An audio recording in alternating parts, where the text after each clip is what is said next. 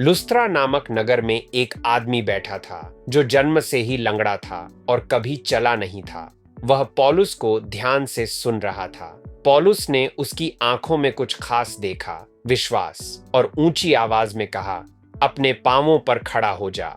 वह आदमी तुरंत उछलकर खड़ा हो गया और चलने लगा। भीड़ यह देखकर हैरान रह गई, लेकिन परमेश्वर की महिमा करने के बजाय उन्होंने समझा कि पौलुस और बरनबास कोई देवता हैं जो मनुष्य रूप में आ गए हैं। उन्होंने बरनबास को ज्यूस और पौलुस को हरमीस कहना शुरू कर दिया। यहाँ तक कि याजक बैल और फूल मालाएं लेकर बलि चढ़ाने आ गया। पौलुस और बरनबास ने अपने कपड़े फाड़े और भीड़ के बीच दौड़ते हुए चिल्लाए, हम भी तुम्हारी तरह इंसान हैं। उस सजीव परमेश्वर की ओर लौटो जिसने स्वर्ग और पृथ्वी बनाई है। लेकिन उनके ये शब्द सुनने के बाद भी लोग बलि चढ़ाने से मुश्किल से ही रुके। फिर अचानक सब बदल गया। कुछ यहूदी जो अंताकिया और इकुनियुम से आए थे, उन्होंने भीड़ को भड़काया। वही लोग जो पौलुस की पूजा करना चाहते थे, अब पत्थर उठाकर उस पर टूट पड़े। उन्होंने उसे शहर से बाहर घसीटा और मरा हुआ समझकर छोड़ दिया। लेकिन पौलुस, वह उठ खड़ा हुआ और वापस उसी शहर में चला गया। और अगले ही दिन वह और बरनबास फिर से आगे निकल गए सुसमाचार सुनाने के लिए। इस कहानी से हम क्या सीखते हैं? पहला,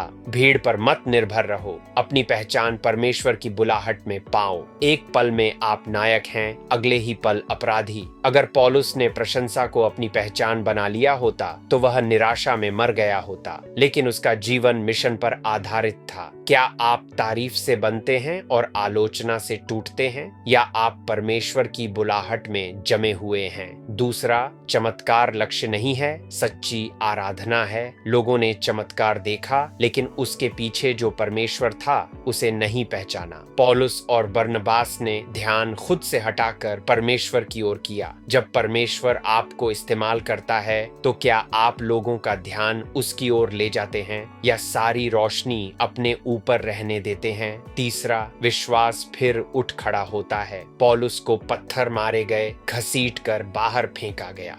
अधिकतर लोग ऐसे में हार मान लेते, लेकिन पौलुस उठा और फिर से चल पड़ा। उसका बुलावा उसके दर्द से बड़ा था। क्या हाल ही में कुछ ऐसा हुआ है जिसने आपको गिरा दिया? क्या आप फिर से उठने के लिए तैयार हैं? आइए प्रार्थना करें। हे प्रभु, मुझे लोगों की राय के लिए नहीं, तेरे लिए जीने दे। जब मैं गिरूं तो मुझे फिर से उठा। जब तू मुझे इस्तेमाल करे तो मुझे तेरी महिमा करना सिखा, और जब भीड़ बदल जाए तब भी मैं तेरे उद्देश्य में अडिग रहूं। यीशु के नाम में आमीन।